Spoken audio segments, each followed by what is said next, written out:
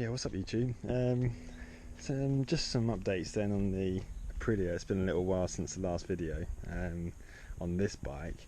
So since then it's had like a decent clean.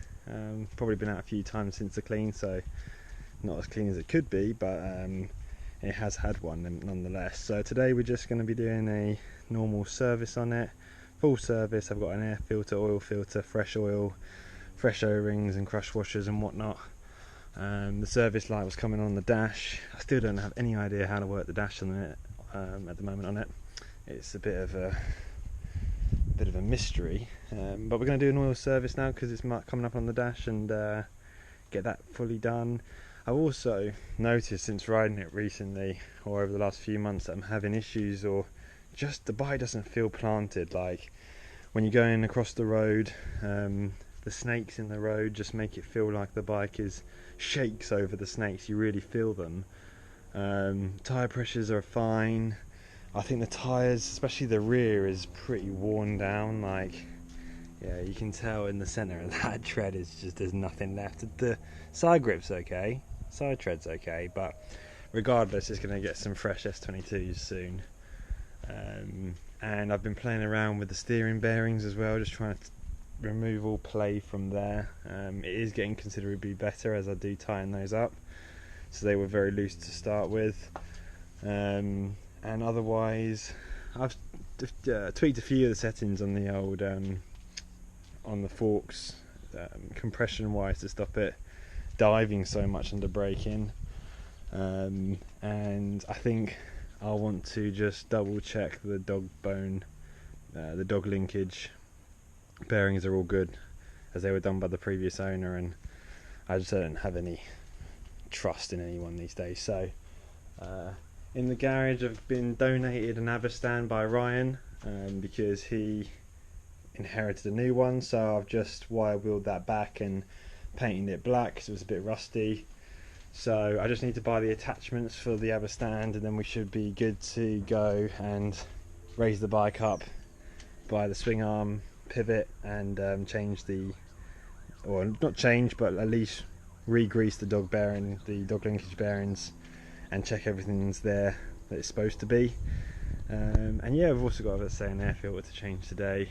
And I'm trying to use as little ethanol fuel in the bike as possible, but because the tank is slightly warping and just making it difficult to mount in that this location down here onto the frame. So otherwise the bike is good. It is a bit weak, the bike, in terms of cranking.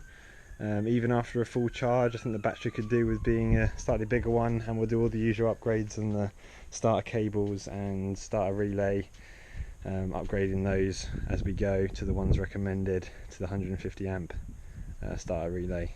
There's also, I need to get rid of this pipe because it's just ridiculously loud and obnoxious, and then we'll be in a decent place, I reckon, to start testing the bike out a little bit. I've got a trip planned in June to go to Wales, so I'll hopefully try and get some footage in Wales on this. So yeah, we're just doing all the basics now, getting it prepped for that, so yeah, sweet. So what's happening, we're just part way through the service at the minute, so taking off the fairing on the side and the underside fairing as well. You got your oil tank here. So a lot of this is all just reference from the AP workshops video on YouTube, because those boys know what they're doing, and I haven't got a service manual to hand, although it is on the internet, so it's all pretty standard stuff though. So got your dry sump here and your oil fill bolt here. It's a dry sump, so you don't have to get it hot and everything before you drain it, you just crack on basically. So underneath here you got your oil tank drain bolt, you got your oil filter here, and you got your sump hole just down there on the right of it. Crack all those open, let the oil drain out, pull the oil filter out, and then that's basically it, to be honest. Make sure you put the oil filter back in the right way, the same way that it came out, unless they did it wrong, in which case you put the end with a hole in it into the engine. Then whack on a new oil filter housing O-ring, lube her up, whack the casing back on, I'm going to put new crush washers on the oil tank drain bolt and the sump drain bolt. So we'll get some fresh washers on those, then we'll torque them up. I think we've got 10 Newton meters on the oil tank sump plug, 11 on the oil filter housing, and 15 on the engine sump bolt. Once we get all those back in, we'll top her up with some oil. I'll check back then. For reference, on the oil filter I used the genuine Aprilia one from AP Workshop's website, which wasn't too expensive. I bought an oil filter O-ring and a new crush washer, but I think the crush washer was only for the oil tank, and I just used one of my crush copper washer set ones to go on the sump plug, because that one needed a new one too. But I've been blessed on the oil tank drain bolt with someone who's used an incorrect washer for the bolt, and now that is completely crushed and basically part of the bolt now, which is annoying. So I'm going to try and cut this off and then replace it with the genuine one, which is down here. It looks like someone's been using some weird aluminium incorrect size washers on these beforehand. So yeah, let's see how we get on, try and take this bad boy off. So we've done all the torqued up all the bolts, and we've topped her up with 3 litres of my favourite oil, Westways. Can't recommend them enough. I'm not sponsored by them, and yeah, literally cheap motorcycle oil. I raced the KTM motocross with this. It's gone in the Honda, it's gone in all my previous bikes, and it never fails to hold up. So they say you have to use 15W50 in the manual, but AP Workshop say you can use 15W50 or 10W40, doesn't really matter, no difference. So this stuff's cheaper. I've got semi-synthetic motorcycle oil here, $24.99, delivered next day free. So we whacked 3 litres of that in. We've got our coming up on the old level gauge here, and now we're just going to run the bike.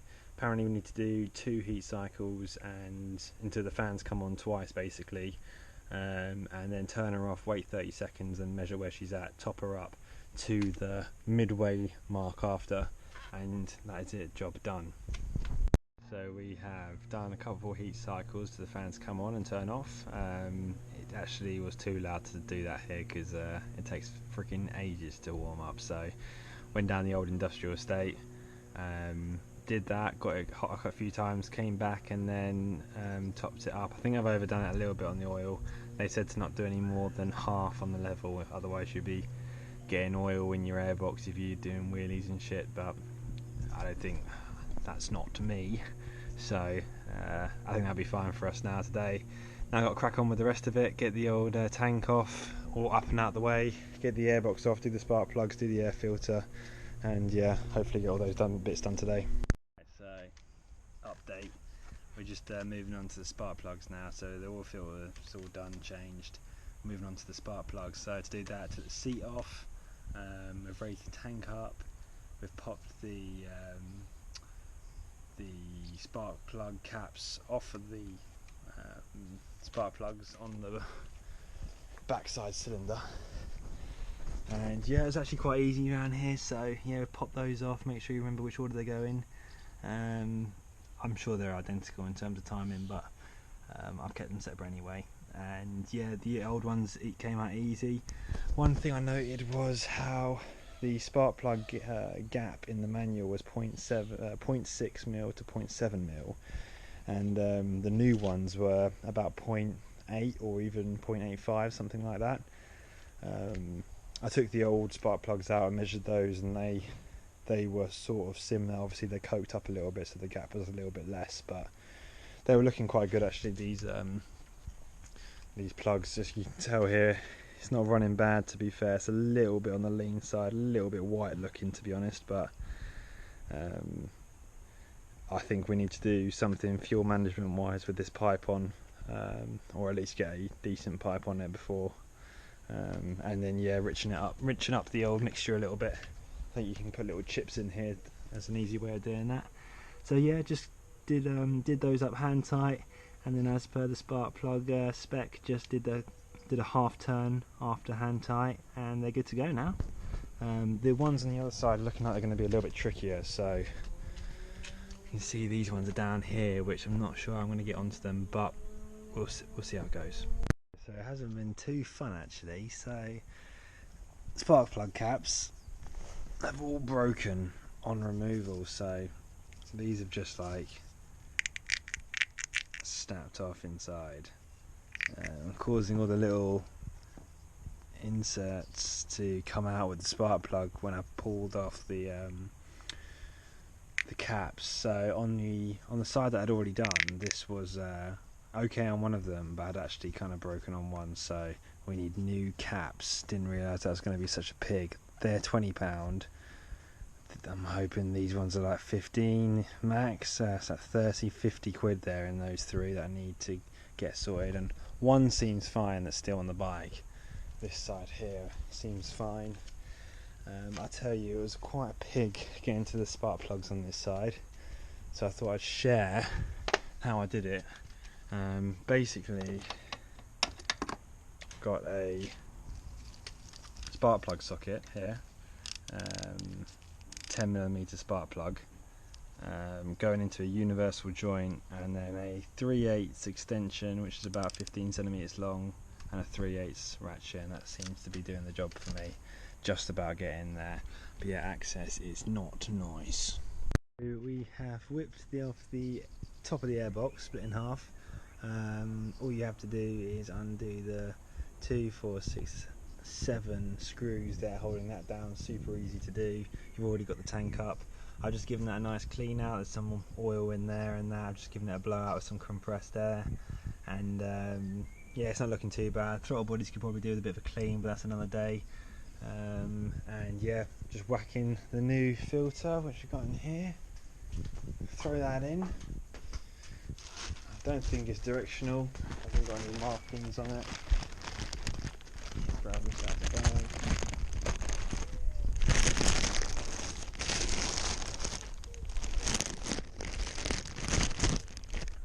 So yeah, it looks pretty much identical each way around. Make sure we haven't got anything in here, any dirt. Mostly on the outside, to be fair, because it filters from the inside. That goes in there like that.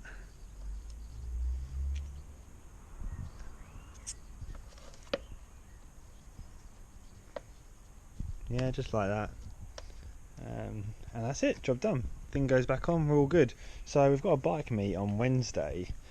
It's Sunday today, and yeah, it's not looking great with the spark plug caps that have all broken, so I'll call up AP Workshops tomorrow, see if they can get me anything by Tuesday, and then all I have to do is screw those into the wires, which are... Where's the wire gone? Well, the wire that looks like that for the other one here, and it'll be good, job done, good to go. So I'm just going to whack the airbox back on now. Didn't get to bleed the brakes today like I wanted, but that'll be for another day. And yeah, basically got there. Just missing those spark plug caps, and we'll be good to go on Wednesday hopefully. Didn't get to adjust the steering head bearings either, so that'll be another day too. But yeah, in a bit. Right guys, another thing while I'm here. This has turned out to be a pain in the arse. So this air filter, there's two versions, similarly to the oil filter. There's two versions, a standard and an extended length one. The oil filter housing one's quite easy to tell because it's just a different oil filter housing depending, which dictates whether or not you have the big one or the long one. On the air filter housing, I haven't had any rhyme or reason, so I called up AP Workshops and they said that I need the standard air filter, but I've got some footage which I've just taken now of it. Basically, I've got the standard version one, and I've put my camera with a torch inside the airbox, and I don't think it's definitely not coming into contact with the top of the airbox, so there's a gap basically here at the top, which means that all the air from the centre can come all the way up, around the outside and through, doing zero filtration whatsoever. It's no wonder that the filter in there at the moment looks clean. Interestingly, the one that came out of here was also wrong, so that's a bit suspicious. It does look substantially different to the one I've got at the moment, which is a genuine Aprilia one. So this one here doesn't have like these staple marks and stuff coming through the outside, so I would hazard a guess and say that it isn't a genuine Aprilia one. This, even so, it's the same height though, so someone's messed up before with the same issue that I've had and basically put the wrong size in, and now I need to call up AP Workshops tomorrow to get the correct one of these, which is the standard or the extended length one is what I need, and also the spark plug caps. So bit disappointing, but hey ho.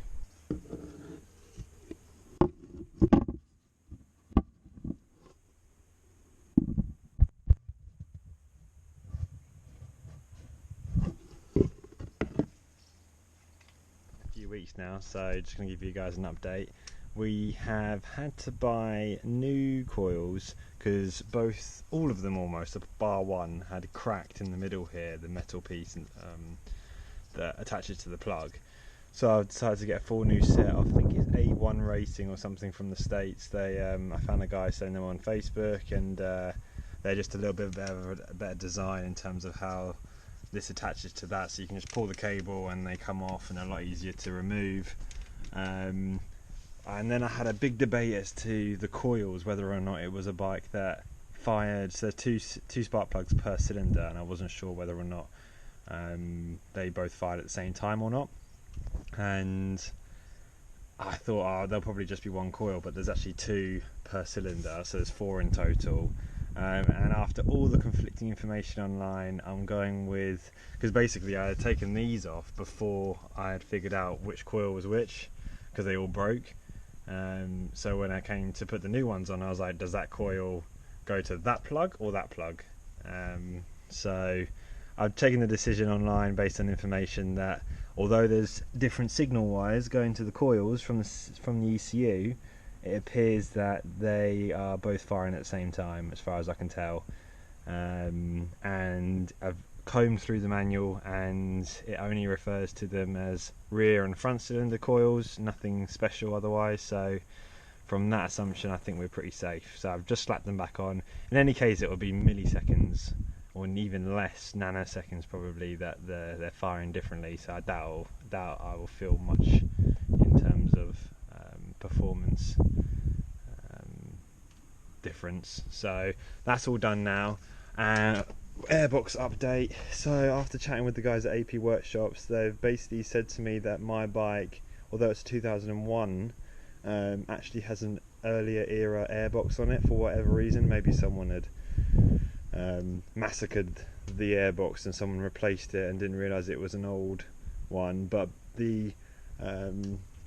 there was basically a gap between the top of the air filter and the top of the air and the bottom of the airbox, allowing all the air to come up through the middle and around over the top here, which is not great, and God knows how long it's actually been like that for. So AP Workshops did a mega job, and I sent the old one back and they've sent me a new one, and we're going to fit that up now and just check the gap and make sure it's all good. So yeah, so far so good really. It's all coming back together again, and yeah, we'll see how we go on.